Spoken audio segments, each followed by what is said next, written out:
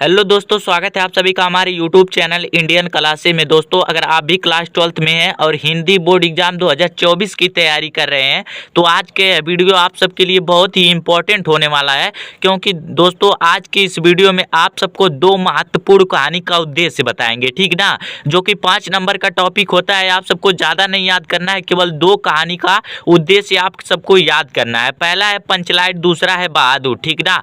और सब याद करने की ज़रूरत नहीं है। अगर आप सब पंचलाइट और बहादुर कहानी का आप उद्देश्य याद कर लेंगे तो 5 में 5 नंबर क्लियर कर लेंगे, ठीक ना। अगर आपको 5 में 5 नंबर क्लियर करना है तो वीडियो को लास्ट तक जरूर देखना होगा। क्योंकि आप सबको बता दें 80 शब्द में कहानी का सारांश पूछता है, ठीक ना। तो बहुत से लोग घबराते हैं कि केवल 80 शब्द में लिखना होगा, कम बेसी हो सकता है तो क्या होगा, क्या नंबर कट सकते हैं। तो दोस्तों आप सबको एकदम आसान तरीके से पंचलाइट और बहादुर कहानी का सारांश बताएंगे, ठीक ना। एकदम 80 शब्द में बताएंगे, ना कम ना बेसी, बस आपको याद करना है एकदम आसान भाषा में, ठीक ना। तो आप सबको बता दें दोस्तों, उद्देश्य और सारांश को लेकर घबराने की बात नहीं है। पंचलाइट कहानी का सारांश पूछे या पंचलाइट कहानी का उद्देश्य पूछे, आपको कोई दिक्कत लेने की ज़रूरत नहीं है। केवल आपको जो बताए हैं इसको सारांश में लिख सकते हैं, उद्देश्य में भी लिख सकते हैं। सारांश और उद्देश्य का मतलब आप एक समझिएगा, ठीक ना। और बोलता है कि पंचलाइट कहानी का सारांश या उद्देश्य लिखिए, अधिकतम शब्द सीमा 80 होनी चाहिए। आप लोग जब पिछले क्लास के या फिर पिछले एग्जाम के पेपर को देखेंगे तो उसमें देखेंगे कि अधिकतम शब्द 80 मांगता है, ठीक ना, कि 80 शब्द होना चाहिए। तो आप सबको बता दें कि किस तरीके से लिखना है, ठीक ना। तो पंचलाइट कहानी का लिखना है तो इस तरीके से हेडिंग डाल देंगे। उसके बाद से लिखेंगे पंचलाइट रेणु जी द्वारा लिखित एक ग्रामीण जीवन पर आधारित कहानी है। कि जो पंचलाइट है ये रेणु, इनके जो लिखे हैं वो रेणु जी द्वारा लिखित है, ठीक ना। अर्थात जो पंचलाइट कहानी के लेखक हैं वो रेणु जी है, ठीक ना। द्वारा लिखित एक ग्रामीण जीवन पर, ग्रामीण का मतलब आप सब समझते हैं गाँव होता है, ठीक ना।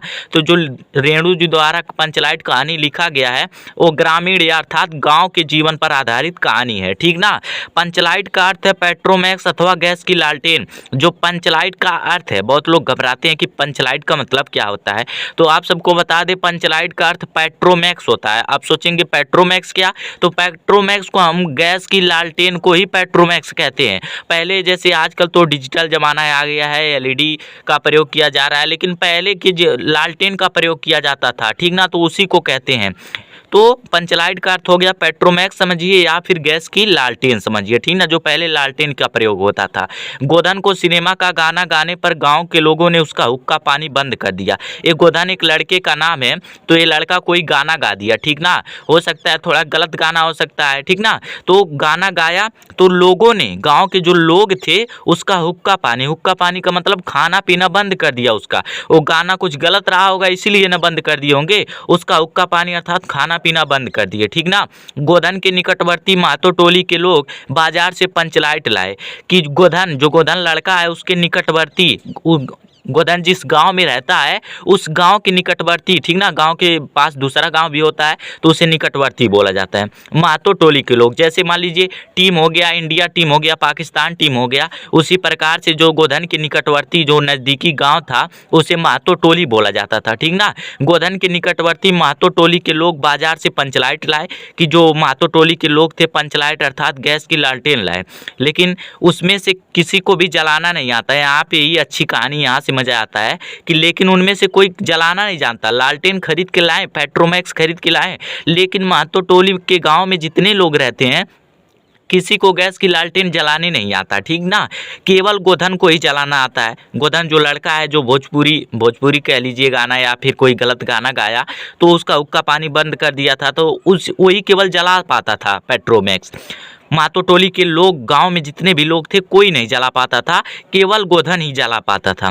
तब गुलरी काकी ने मुनरी से और मुनरी ने अपनी सहेली के माध्यम से पंचायत के सरदार को बताया कि उसी महतो टोली के गांव में रहने वाली एक औरत है गुलरी काकी, ठीक ना। वो मुनरी से, उसकी बेटी मुनरी थी तो मुनरी से कही, और मुनरी ने अपनी सहेली के माध्यम से, मुनरी अपने सहेली के माध्यम से सरदार तक ये बातें पहुंचाया कि गोधन को पंचलाइट जलाना आता है, ठीक ना। उसको किसी तरीके से गुलेरी काकी को पता चला कि गोधन लालटेन जला लेता है। वो अपनी बेटी से कही मुनरी, और मुनरी अपने सहेली के माध्यम से सरदार को बताया। गांव में एक मुखिया होते हैं जिसे प्रधान बोला जाता है, ठीक ना, तो उसे सरदार भी पहले बोला जाता था, तो सरदार को बताया। फिर पंचायत में लोग यह तय किए कि अगर गोधन पंचलाइट को जला देगा तो उसका हुक्का पानी खोल दिया जाएगा। कि फिर पंचायत का मतलब आप लोग समझ लीजिए कि गांव को सभी लोगों को इकट्ठा करके जो बातें होती है उसे पंचायत बोला जाता है, ठीक ना। तो पंचायत में सभी लोग इकट्ठा हुए और यह लोग तय किए कि अगर गोधन पंचलाइट जला देगा तो उसका हुक्का पानी खोल दिया जाएगा, ठीक ना, उसको खाना पीना फिर से दिया जाएगा। तब गोधन ने पंचलाइट जला दिया और पंचायत की इज्जत बचा दी। तब गोधन ने पंचलाइट अर्थात पेट्रोमैक्स जला दिया और पंचायत की इज्जत बचा दी।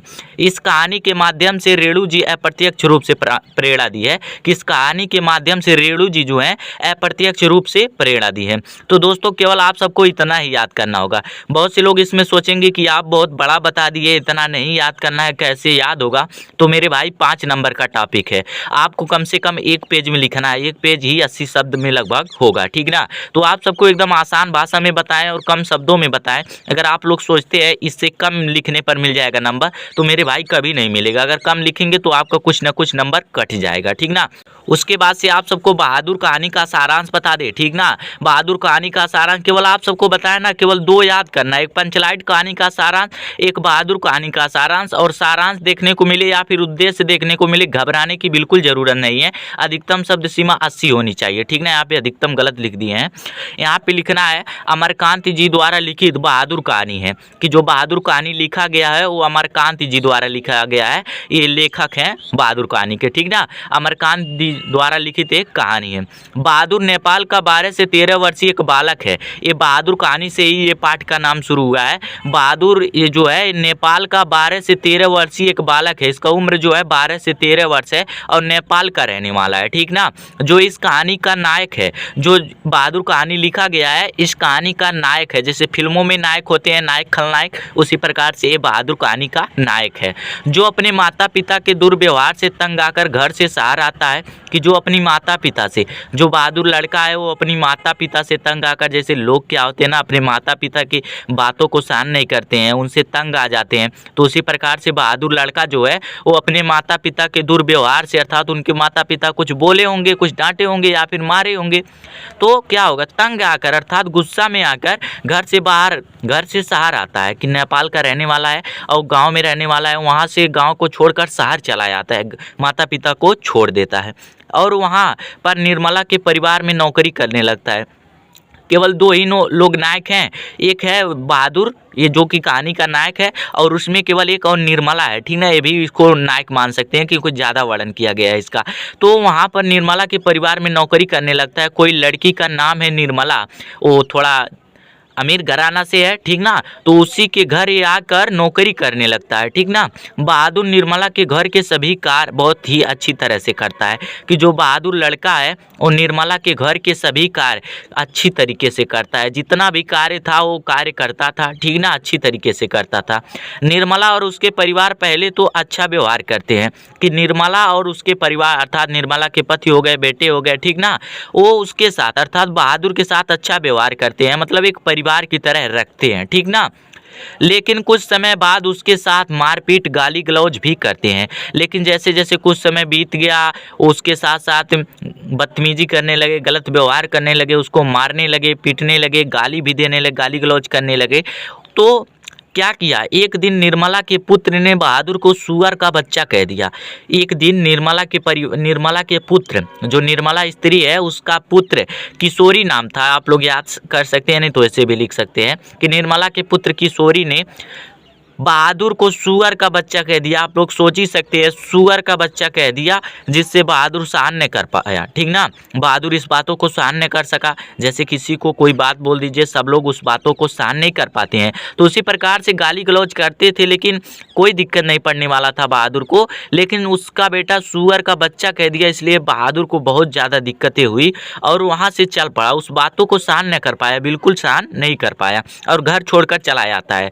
तब निर्मला और उसके परिवार बहादुर का कामकाज पर पश्चाताप करते हैं। कि जो बहादुर है वो घर छोड़कर चला जाता है, मतलब उस काम को छोड़ देता है, उस घर को त्याग देता है, ठीक ना, और वहाँ से चल देता है। तब निर्मला, जो निर्मला स्त्री है या फिर महिला है, और उसके परिवार, उसके पति और पुत्र जो हैं, वो सब अब बहादुर का जितना भी काम करता था, जैसे घर की जितने भी काम था वो पूरा बहादुर करता था, ठीक ना।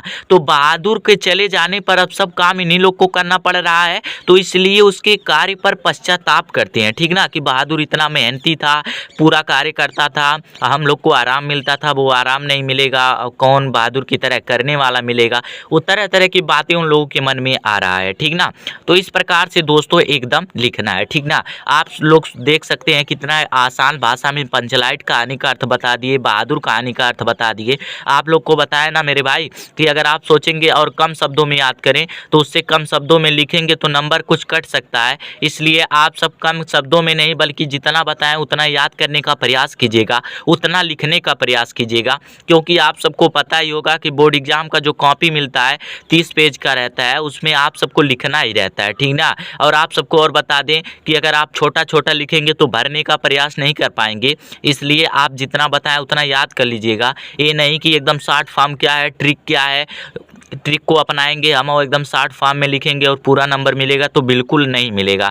आप सबको एकदम आसान भाषा में कम शब्दों में बताए हैं, एकदम शॉर्ट फॉर्म में, ठीक ना। इससे अगर आप शॉर्ट फॉर्म में लिखने का प्रयास करेंगे तो नंबर कट सकता है।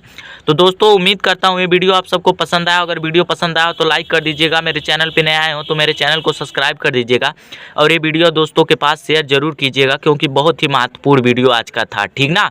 और दोस्तों आप सबके लिए हिंदी की सारे इंपॉर्टेंट टॉपिक को प्रोवाइड करवाए हैं, हमारे चैनल पे जाकर देख सकते हैं। और दोस्तों आप सबके लिए model paper, viral paper solve कराए हैं, अगर आप सब नहीं देखें तो डिस्क्रिप्शन में सभी वीडियो का लिंक मिल जाएगा, जाकर देख लीजिएगा, ठीक ना। और अब की बार 100 में 90 पार होगा।